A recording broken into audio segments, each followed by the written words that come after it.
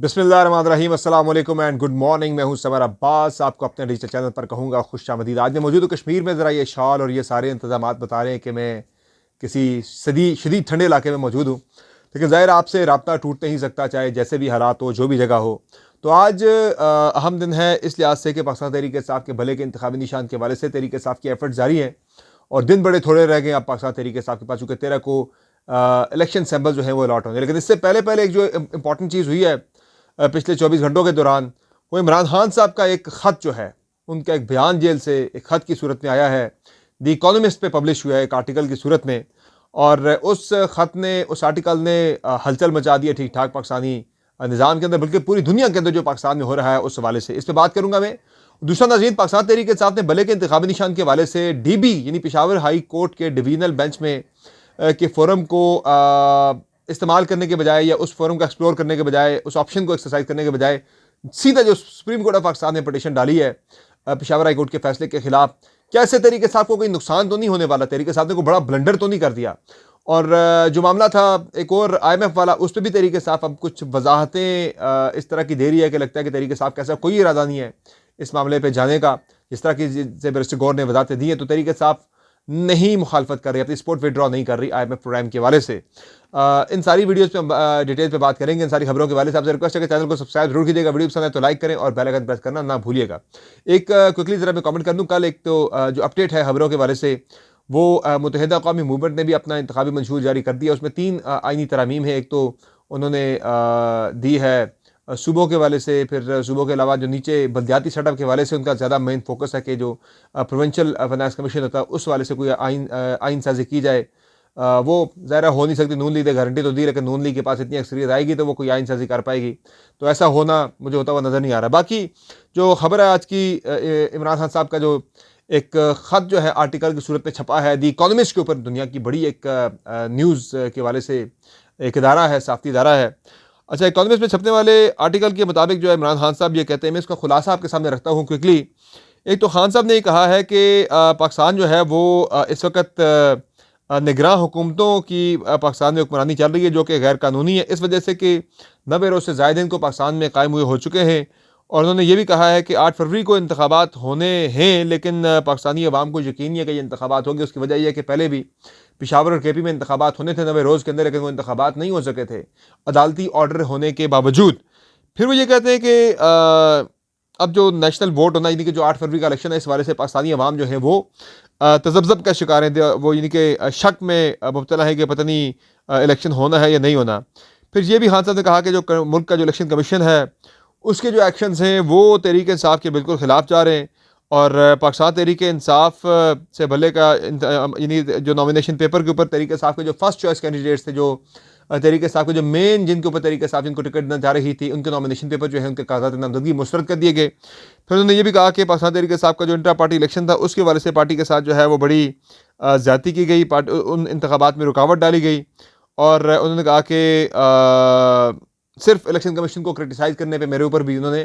तौहीन election commission लगा दी है, मेरे पे कंटेम्प्ट के जो है वो चार्जेस लगा दिए हैं। और फिर खान साहब ने ख़त में ये लिखा है, वो कहते हैं कि इस वक्त वो कहते हैं हाँ इलेक्शन होते हैं या नहीं होते, इस हवाले से वो कहते हैं कि जो पहले हुआ, जिस मैनर में ये सारा कुछ हुआ, वो कह रहे हैं कि वोट ऑफ नो कॉन्फिडेंस जो मेरे खिलाफ हुई उसमें अमेरिका का पीछे हाथ था। और अमेरिका इसलिए मुलव्वस था कि मैंने अमेरिका को कह दिया था कि आइंदा पाकिस्तान के अंदर किसी किस्म की प्रॉक्सी जो हैं वो उन्हें हम सपोर्ट नहीं करेंगे। तो अमेरिका प्रॉक्सीज़ को रन कर रहा था। वो कहते हैं कि जिस तरह वॉर एंड टेरर में पाकिस्तान इस्तेमाल हुआ अमेरिका के हाथों, और इस इस्तेमाल होने की कीमत पाकिस्तान ने ये चुकाई कि 80,000 पाकिस्तानियों ने अपनी कीमती जानें दी। वो कहते हैं चूँकि मैंने, इमरान खान साहब कहते हैं चूँकि मैंने अमेरिका को दो टोक अल्फाज में कह दिया था कि पाकिस्तान किसी किस्म की प्रॉक्सीज़ को पाकिस्तान ने सपोर्ट नहीं करेगा, इसलिए अमेरिका ने मुझे हटा दिया। और हटाने के लिए वो कहते हैं कि पाकिस्तान की इस्टेब्लिशमेंट को इस्तेमाल किया गया है। और वो कह रहे हैं कि इस्टेब्लिशमेंट इस पूरी साजिश में मुलव्वस थी। और उस वक्त के army chief general Qamar Javed Bajwa जो थे, उन्होंने अमेरिका के कहने पर जो हमारे बैक बेंचर, जो हमारे पार्लियामेंटेरियन थे या फिर जो हमारे इत्तेहादी थे, उनको तोड़कर, उन्हें प्रेशराइज करके या उन्हें तोड़कर हमारे ख़िलाफ़ करके, हमारे जो हरीफ है उनके साथ मिला के मुझे हुकूमत से निकाला गया। और वो कहते हैं कि ये सारे का सारा जो है एक साजिश के तहत हुआ था, जिसमें इस्टेब्लिशमेंट और इसमें जो हमारी ब्यूरोक्रेसी है वो सारे के सारे इसमें मुलव्वस थे मुझे हटाने के लिए। फिर वो ये कहते हैं कि हमारी हुकूमत जो है वो फिर अमेरिका के उसके कहने के बाद फिर हमें हटा दिया गया। और फिर उन्होंने कहा जी कि एक इंजीनियरिंग हुकूमत जो है वो फिर यहाँ पे लाई गई, इंजीनियरिंग करके एक नई हुकूमत यहाँ पे लाई गई पाकिस्तान के अंदर, जो पिछले 16 महीने की शहबाज शरीफ की गवर्नमेंट थी। फिर हाँ साहब ये कहते हैं कि मैं खुलासा सिर्फ आपके सामने रख रहा हूँ, हर हर तो बड़ा लंबा लेटर है वो मैं आपके सामने बयान कर नहीं सकता। और फिर हाँ साहब ये कहते हैं कि जब मुझे हटाए जाने के बाद बड़ी तादाद में लोग सड़कों पर निकले और कोई तकरीबन वो कहते हैं कि 37 में से कोई 28 के करीब जो ज़िमनी इंतखाबात थे वो पाकिस्तान तहरीक इंसाफ ने जीते। 28 टोटल 37 में से 28 ज़िमनी इंतखाबात तहरीक इंसाफ ने जीते, जिसकी जो वो कहते हैं कि लोग निकले मेरे लिए मुझे हटाए जाने के खिलाफ, तो तहरीक इंसाफ बड़ी पॉपुलर जमात बन गई पाकिस्तान के अंदर, जिसकी वजह से फिर मुल्क में इंतखाबात जो हैं वो नहीं करवाए गए थे, पंजाब और KP के भी। अब वो कह रहे हैं कि अनफॉर्चुनेटली इस्टेब्लिशमेंट ने डिसाइड कर लिया हुआ है कि मुझे इक़्तिदार में नहीं आने देना, वापस आए जो मर्जी हो जाए, और by all means so all means of removing me from the political landscape were used, मुझे हटाने के लिए हर तरह के सियासी मैदान से मुझे बाहर करने के लिए, नहीं हुकूमत की बात, मुझे सियासी मैदान से बाहर करने के लिए हर तरह की चीज़ें आजमाई जा रही है। अच्छा आगे चल के मैंने आपको खबर भी देनी है बाय द वे कि इमरान खान को सियासत से, इस इलेक्शन से तो आउट किया जा रहा है, पूरी कोशिश की जा रही है, पूरा जोर लगाया जा रहा है, लेकिन सियासत से 10 साल के लिए बाहर करने के लिए भी एक प्लान बन चुका है, उस पर अमल दरामद शुरू हो चुका है, एक प्लान के ऊपर जो है वो काम शुरू हो चुका है, मैं आपको बताऊंगा वो प्लान है क्या। अच्छा अब ये हुआ है जनाब के वो कह रहे हैं कि मेरे खिलाफ पाकिस्तान के अंदर बड़े केसेस कर दिए गए हैं, तकरीबन 200 के करीब केसेस मेरे खिलाफ कर दिए गए हैं, 200 से ज़्यादा पर्चे मेरे ऊपर हो चुके हैं। फिर वो ये कहते हैं कि पाकिस्तान के अंदर वो कह रहे हैं 9 मई जो किया गया उसे खान साहब ने कहा ये फाल्स फ्लैग ऑपरेशन था इमरान खान के बकौल, और कहते हैं कि प्लानिंग के तहत सारा कुछ हुआ और 48 घंटों में हमारे सैकड़ों हज़ारों लोग हमारे गिरफ्तार हो गए।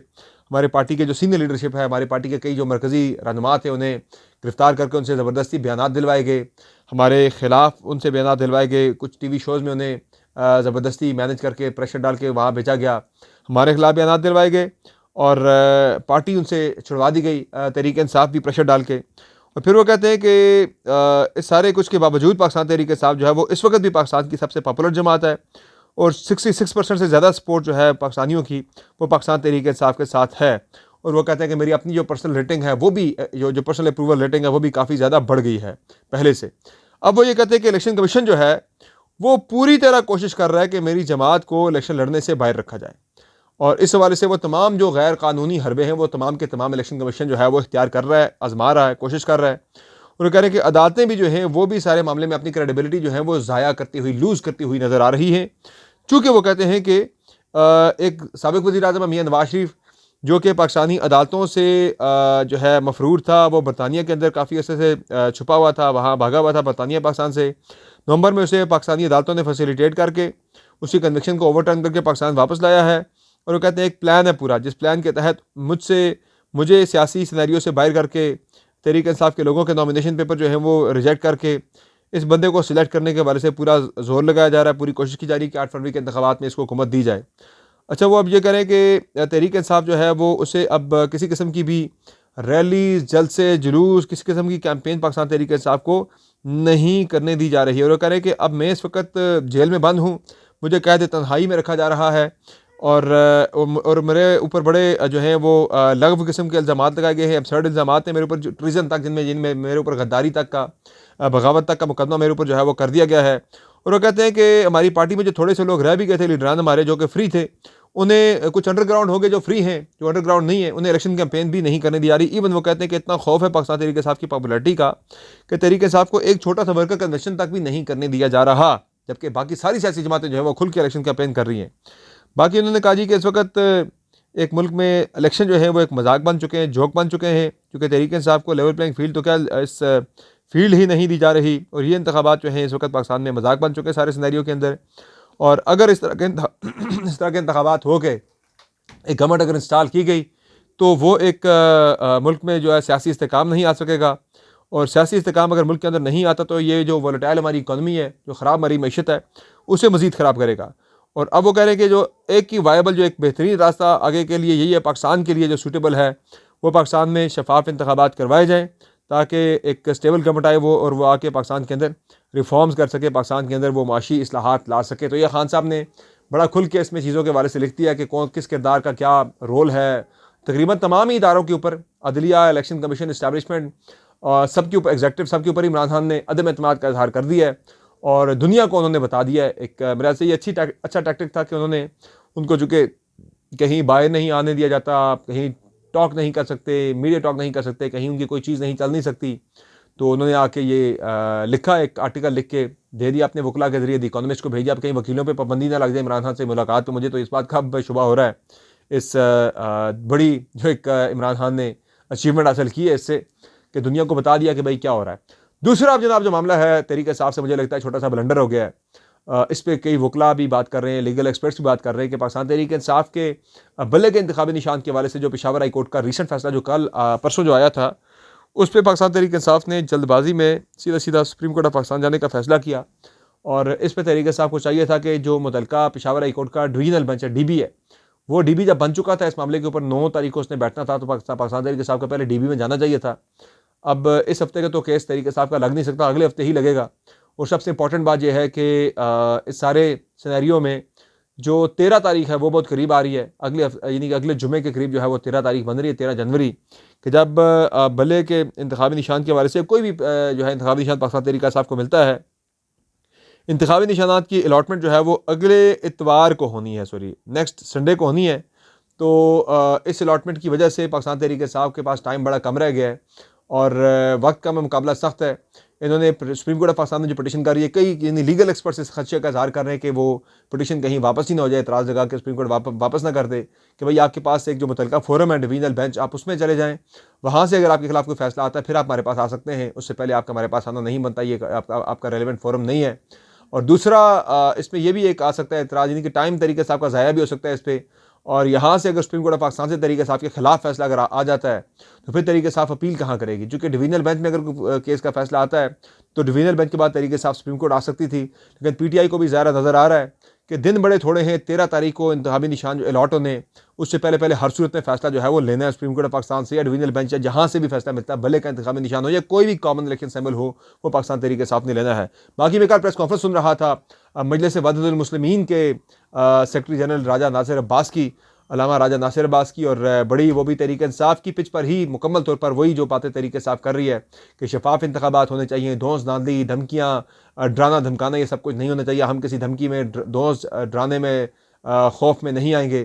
तो उससे लग रहा है कि वो जो एक बात चल रही है कि पाकिस्तान तहरीक इंसाफ जो है वो अगर बल्ले के इंतखाबी निशान से या किसी भी इंतखाबी निशान से महरूम कर दी जाती है, अगर उन्हें इंडिपेंडेंट इलेक्शन लड़ना पड़ा तो अपनी आज़ाद जो जो जो उनकी स्पेशल सीट्स हैं और अपने एक कॉमन एक इलेक्शन सैम्बल के ऊपर इलेक्शन में हिस्सा लेने के लिए, इलेक्शन लड़ने के लिए तहरीक इंसाफ जो है फिर मजलिस वहदतुल मुस्लिमीन से इत्तेहाद करके खैमे के इंतखाबी निशान, टेंट के इंतखाबी निशान के ऊपर पाकिस्तान तहरीक इंसाफ इलेक्शन कॉन्टेस्ट कर सकती है। ये एक अच्छी स्मार्ट मूव होगी अगर बिल्कुल कोई ऑप्शन तहरीक इंसाफ के पास नहीं बचता। दूसरा जो IMF के मामले पर तहरीक इंसाफ ने, इमरान खान ने अपनी सपोर्ट का इजहार किया था पार्टी ने कि भाई हम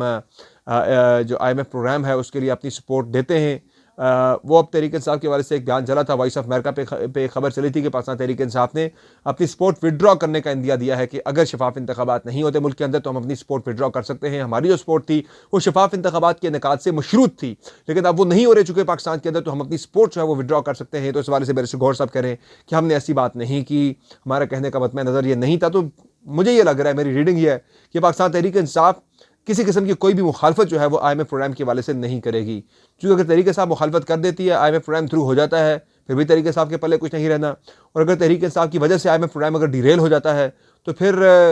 सारा मुल्क जो है वो फिर तहरीक इंसाफ के खिलाफ एक नया महाज खुल जाना है, फिर एक नया कट्टा खुल जाना है PTI के लिए। तो वो इस तरह की सिचुएशन को भी, इस तरह की किसी भी सूरत हाल को एवॉइड करना चाह रहे हैं। बाकी बिलाल भुट्टो ज़रदारी ने कल जलसा किया है लाहौर में,